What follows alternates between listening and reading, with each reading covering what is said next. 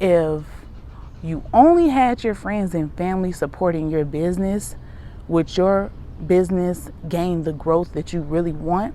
Will you grow to a six-figure business or a multi-million-dollar business? No, it's not going to happen. Good morning. This is Vicky, the creator over here at Golden Goodies. And today I was just out watering my flowers like I usually do in the morning. I usually get up like an hour or so before I have to start my 9 to 5 and just come outside, take in this beautiful sun, water the flowers, and just be at peace a little while before I start. And yes, I said 9 to 5, but I'm also an entrepreneur because it's okay. Hold on to your 9 to 5 until it's time to let it go. All right, so right now I have the top 10 things you need to know before starting a skincare business.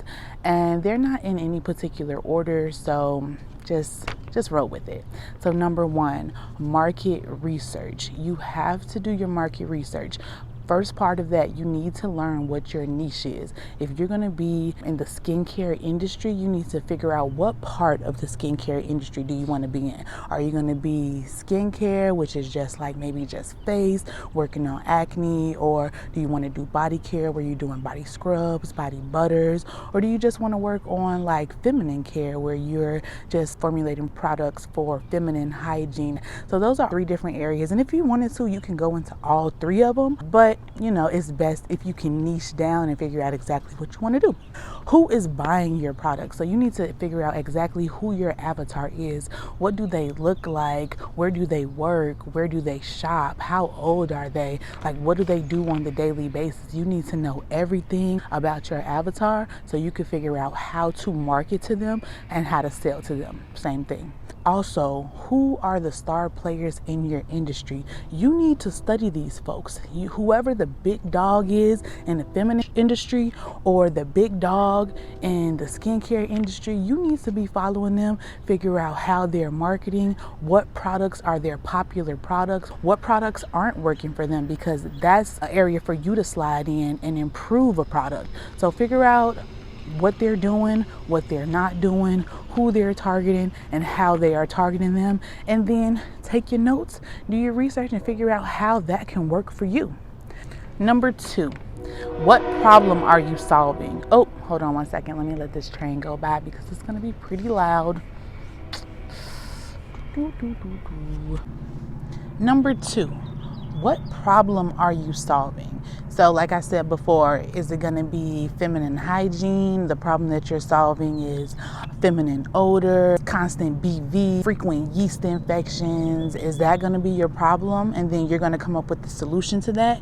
Is for skincare, is it going to be acne, hyperpigmentation? What is the problem? And then come up with the solution. It's a direct correlation. If there's a problem, you come up with the business, you create the solution. That's perfect. That's all you need. So you need to know what your problem is, and then you need to be able to explain how your product is the solution to this problem.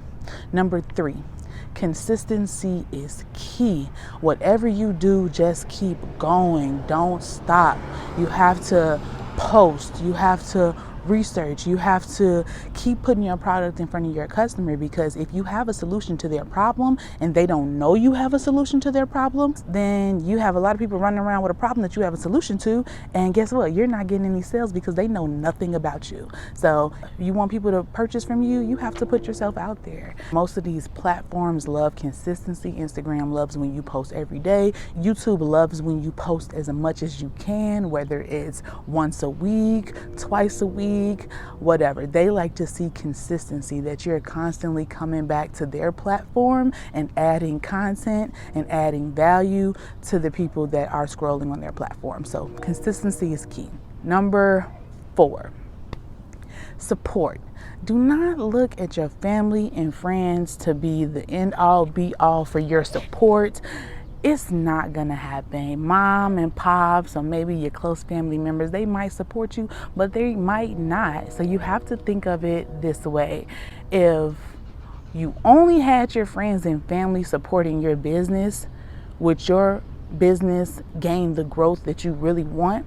Will you grow to a 6-figure business or a multi-million-dollar business if only your family, friends, and friends are supporting you? No, It's not going to happen. They're not going to be able to grow your business to a multi-million-dollar business or whatever your goal is. So you have to target everybody else. You have to target not the masses, but of course your particular avatar in your market. So you have to market to those people, all of those people. I know we all want support from our family and friends. It helps us stay motivated. It helps us push forward. But you have to self-motivate. You have to figure out what is your why. Is it your child? Is it your family? Is it your mom? Is it you just want to have a better life for yourself than you had growing up? You just see more for yourself. Whatever it is, hunker down on that why and make it happen. Do whatever you need to do to be successful, but don't worry about friends and family supporting, because they're not going to be the ones that get you to your goals. All right, number 5. Let's forget about perfection. Perfection is what's holding us back from attaining our goals.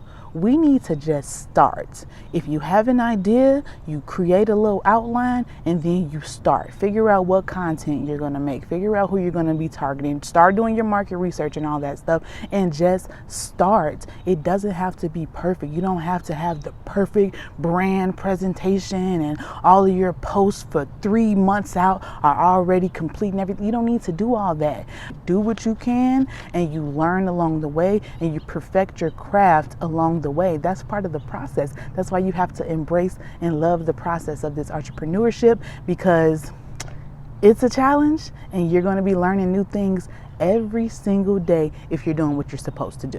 Number 6, document the process. When I say document the process, I'm talking about formulas, your shipping process, how you go from getting an order to getting it to the post office, the way you do your content. You just want to document these processes. And this is more for long term, because when you want to start hiring people and adding people onto your team, you want to have processes in place so that they can follow along exactly how you do it. And it's not, oh, well, I didn't know that I was supposed to do this, so I didn't do that. It's in the process. It's documented. Number 7, aesthetic.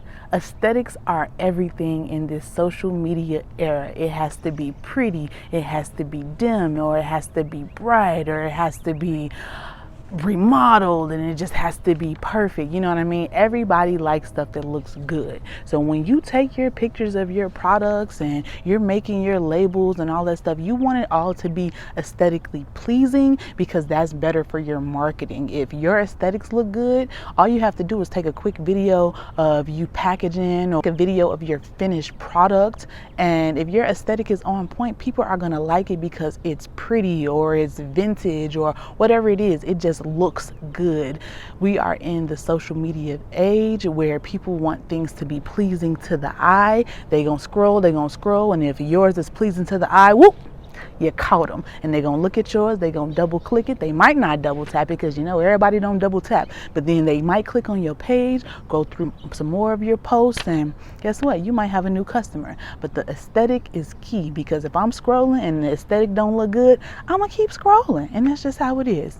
In addition to making it cute, you want to create an experience. When they open your box and they see your postcards that you have in there, and they see your little frillies that you have in there, and the box looks good and the packaging looks good, and it's a whole experience. That's what you want, because that's when people start reposting and sharing and stuff like that. Like, oh, look what I got. Oh my God, it's so pretty. You want to make sure it looks good. Number 7 is network. Find the people that are also in your same niche and network with them. Talk to them, give them some tips, and maybe they'll give you some tips. Figure out who you can collaborate with and appeal to their audience, and then they appeal to your audience. We don't want to just be competing with everybody when we can share their audience. Let's go ahead and collaborate. Also, you want to make sure that you're going to networking events in your industry for your niche, so that you are able to meet these people. Trade shows, craft fairs, those are places where you can meet people, but also like networking events, like masterminds, where you can meet like-minded people, and those are people who you can kind of grow your career with. Those are your business buddies or business friends, and you definitely want to network. That's key, because the people that you're around may be able to open some doors that you didn't have access to. So definitely network. Number 9, don't be afraid to pivot. And this is gonna come more so later in your business and your entrepreneurship journey. But like I said, you cannot be afraid to pivot. When I started business, I started just a soap business. I was making melt and pour soap. I wasn't even doing cold processed soap. I just wanted to make soap that was natural and that would help people with their skin, because I was having issues with my skin and the over-the-counter stuff was not working. But after a while, I started noticing that body butters and body oil were very popular and people were asking me for those things. And I'm like, well, I don't make this stuff. So guess what? I did my market research. I figured out how to make it, and I did a pivot. So now I make body scrubs, body butters, body oils, and I still do soap. So it's okay to pivot. Sometimes you have to do that, because some of these businesses that don't pivot, they end up failing because the industry leaves them behind. So don't be afraid to pivot. And last but certainly not least, make sure you are celebrating the small wins. Sometimes we can get so caught up in this goal and the next goal and the next goal that we don't stop and say, hey, I met this goal. I've been working hard and I need to stop and celebrate myself. Celebrate with friends, celebrate by yourself, but celebrate. Take a second, sit back, soak it in, like, dang, I did that. And then go to your next goal. But sometimes we moving so fast, we pass up all the small milestones that are really amazing that a lot of people aren't doing, and we need to celebrate those. So make sure you're celebrating the small wins along with the big ones. And that's my top 10. That's all I have for you today. Thank you so much for joining me. I hope if you like this video that you hit the subscribe button, you like and comment anything that you have to add, or any takeaways, or just let me know how you like this video and what you would like to see next. Again, thank you for being here, and see you next time. Bye.